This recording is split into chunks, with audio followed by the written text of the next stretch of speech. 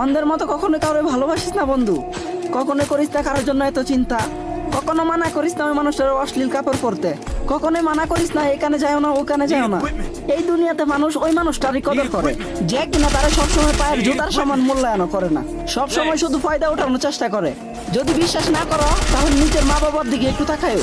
প্রত্যেকটা মা বাবাই তার ছেলে মেয়েদের জন্য কতটুকু চিন্তা করে, কখন কি লাগবো না লাগবো, কোন জিনিসে তার কষ্ট হবে, কোন জিনিসে অসুবিধা, সবকিছুর নজর রাখে। তারপরে কিন্তু ছেলে মেয়েগুলা ঠিক মতো মা বাবার কলগুলোই রিসিভ করে না।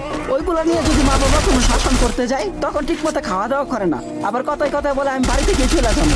আবার ওই ছেলে মেয়েগুলোই যখন কোনো অপরিচিত কাউরে ভালোবাসে কিংবা মন দেয় তখন তারে প্রমাণ দেওয়ার জন্য নিজের জানটা পর্যন্ত দিয়ে দিতে চায়। আর এমনটাই কেন হয় বলতে পারবা?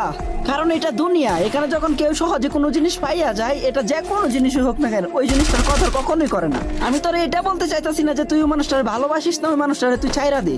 হ্যাঁ, তুই তারে ভালোবাস, সমস্যা নাই, দরকার হয় দুনিয়ার সব সুখ না ধরে দে, কিন্তু বন্ধু কখনো নিজের দুর্বলতার কথা তার কাছে শেয়ার করবি না। তুই তোর পছন্দের মানুষের ওই জিনিসটা কখনোই বুঝতে দিবি না যে ওই মানুষটারে ছাড়া তুই বাঁচতে পারবি না।